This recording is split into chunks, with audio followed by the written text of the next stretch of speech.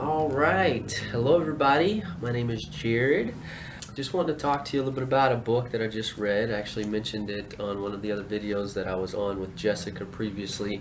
One of you guys asked about if I would talk to you about it. It's actually good timing because I just got through reading it, and after I read a book, I try to take notes on it just so that I can refresh what I read and memorize some of the good bullet points in there. So this is the book, Strong Fathers, Strong Daughters. It's a great book. It's definitely helped me change some perspective on some things for me to help me be a better father and just look at life differently for my daughter, to basically provide for her and help give her what she needs. So I want to share some things in there in this book that's helped me, some things I've got to work on, and just to go over some bullet points and some things that might help you other fathers out there that are listening, parents really just in general that matter. This is kind of good for the whole platform of parents, but definitely geared for the daughters in some areas. So I'm just going to share some things that I took from the book with you guys. Hope you get some good things out of it. Bear with me on some things here that I'm going to go through with my notes on. So this is the book, Strong Fathers, Strong Daughters by Meg Meeker.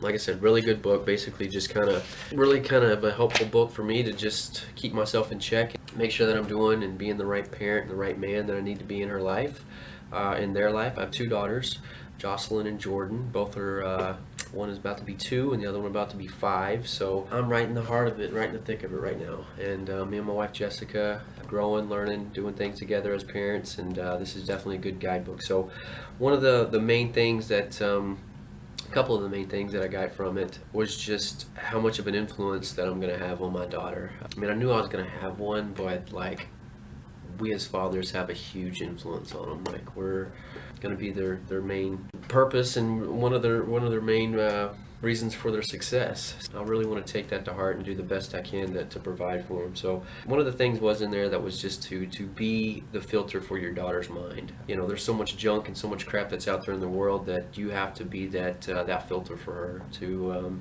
try to catch and filter out as much junk as you can. And that even goes for myself. So I get on Facebook, I'm looking at stuff that I just know I shouldn't even be looking at it, you know. So you got to be a filter for your own mind as well as for your daughter's mind.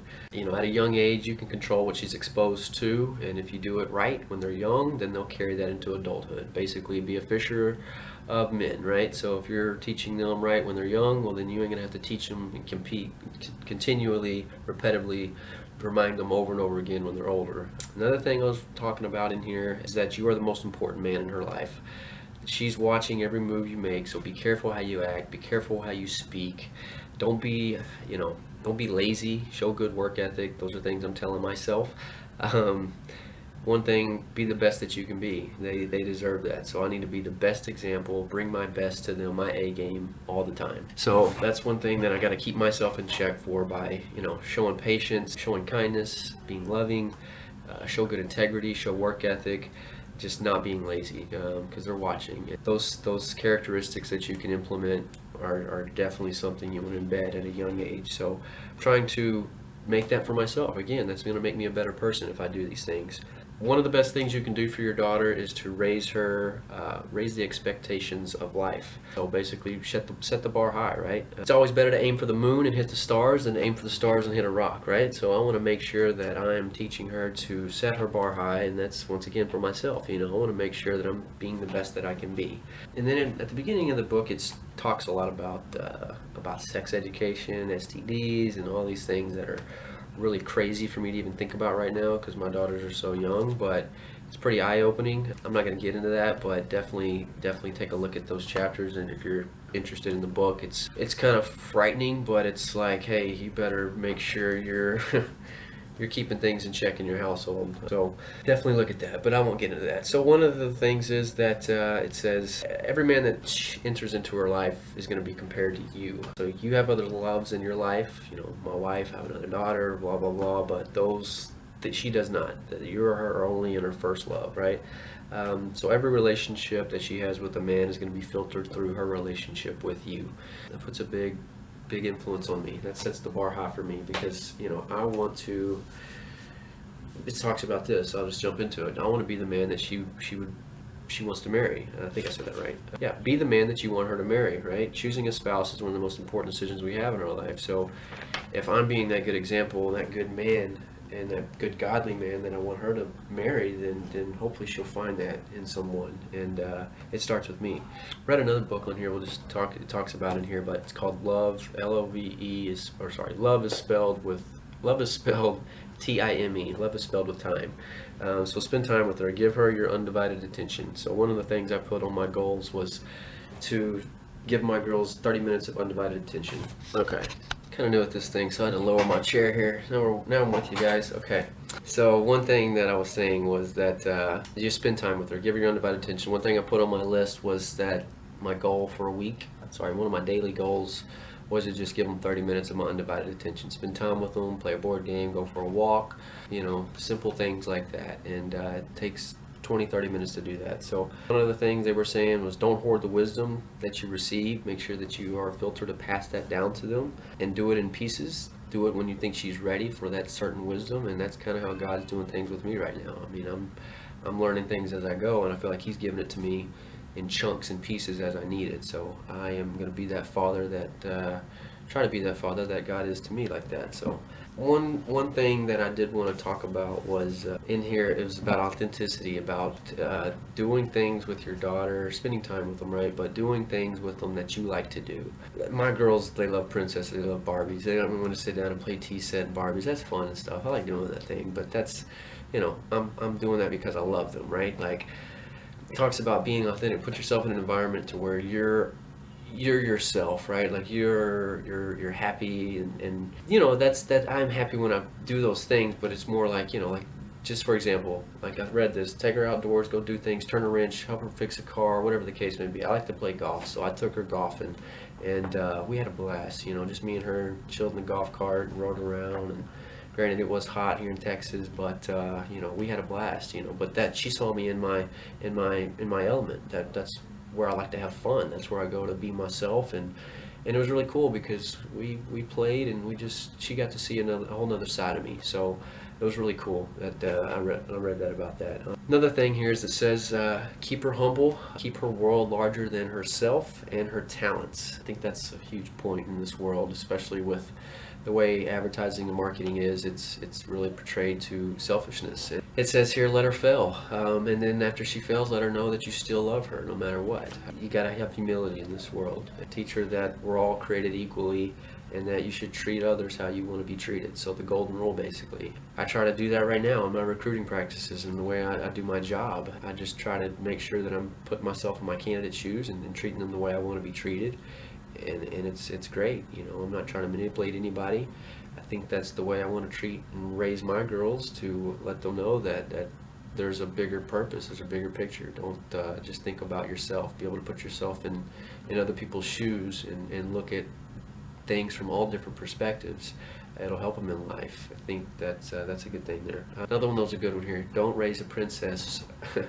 Princesses believe they deserve a better life and expect others to serve them. Raise a pioneer woman. Pioneer women expect that any improvement in their lives will come through their own hard work. They are in charge of their own happiness. Meg Meeker, man, she's really good. This book keeps you in check here with fathers, but basically, as a dad, you want to raise a princess. You want to think, I'm a little princess, gonna get this, get that. I mean, looking on it, that's not the way we should do it. We need to teach her that she can't get everything in life, that she's going to get let down, but it's okay. That'll help her. That'll build character. That'll strengthen her. Don't expect things to be given to you. Expect that any improvement in their life will come through their own hard work. Hard work pays off, and I've learned that. Everybody out here that's worked hard knows that you'll get a paycheck for it. It pays off, So, and it don't have to come in a paycheck either, right? Hard work can come from satisfaction, it comes from a lot of different things. All right, another thing, don't let her grow up to be a victim of life. Challenge her to act. That's something that I tell myself every day. Show her integrity. Teach her to love her life more than she fears it. That's a big one for me. Don't fear life. Don't go through being scared of this, being scared that this might not happen. Easier said than done, but I tell myself that every day, that I gotta just go out and try. You gotta go out and stir up dust, give God an opportunity to be God, let Him do His thing. Don't be fearful, And then this is another one. So then probably most important chapter in this whole book is teach her who God is. A lot of highlighting this one, and getting short on time. I told Jessica I'd last 5 minutes. I don't think this is 5 minutes, a little bit longer. But a man can banter with his friends and colleagues about whether God exists, but a father looks at his daughter and he just knows.